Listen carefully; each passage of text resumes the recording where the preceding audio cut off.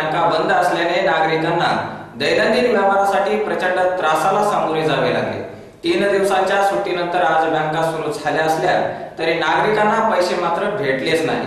सकाळी 8 वाजल्यापासून बँकेच्या दारात उभे राहून बँकेचे दार उघडण्याच्या प्रतीक्षेत असलेल्या ग्राहकांच्या पदरी निराशाच पडली।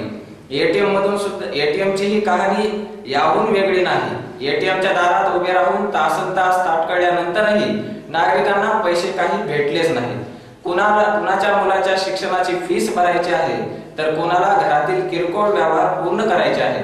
कुणी लग्न समारंभाच्या खरेदीसाठी पैसे मिळावेत म्हणून आषाढभूतपणे उभा आहे, तर खिशात चिल्लर असावी म्हणून पैसे काढण्यासाठी कोणी रागीत उभा आहे। दिवसभरात एकूण असेच चित्र निर्माण झाले होते।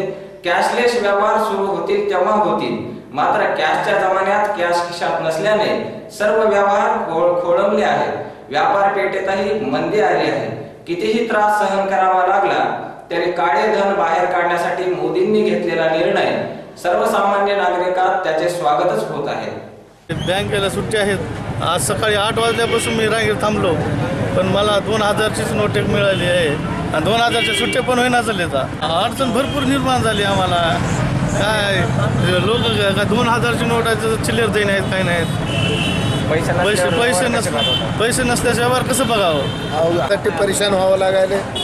10 ठिकाणी फिरलं तरी सुट्ट होत नाही। दैनंदिन व्यवहार कसा चालवायचा असंच उसणं पासणं करून एकमेकाच्या अडचणी बघून नावीलाज आहे ना। शेवटी उसने तरी पैसे मिळणार ना, त्याच्याकडे तीच बोंब आहे, सगळ्याकडे तीच बोंब आहे ना। आता एटीएम चालू झाले, आता काय प्रतिक्रिया? एटीएम काय, एटीएम मध्ये आता थोड्या वेळात पैसे बंद होऊन जातात, पुन्हा बाकी त्याला अर्धे वापस घरी जावं लागतं।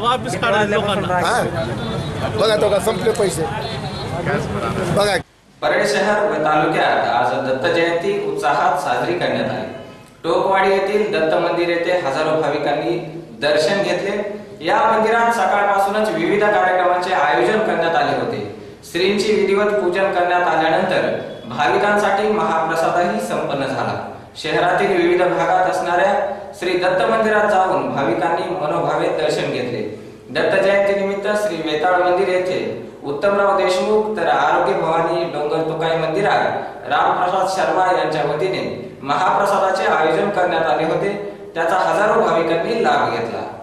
तालुक्यातील मलकापूर येथे सुरू असलेल्या लक्ष्मण शक्तीच्या सुंदरकांडाची सांगता हरिभक्त पारायण भागवताचार्य केशव महाराज उकळीकर यांच्या कीर्तनाने होणार असून परिसरातील भाविकांनी याचा लाभ घेण्याचे आवाहन करण्यात येत आहे। मलकापूर येथे या निमित्ताने दिनांक 14 डिसेंबर रोजी लक्ष्मण शक्तीच्या सुंदरकांडाची सांगता होते आहे।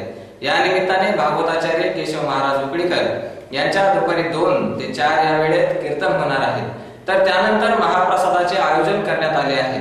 या कार्यक्रमास वाचक श्रोते मंडळी, पंचक्रोशीतील भाविक भक्तांनी व गावकरी परिसरातील नागरिकांनी उपस्थित राहण्याचे आवाहन माणिकराव गीते, अनिल गीते, भगवान गीते यांनी केले आहे।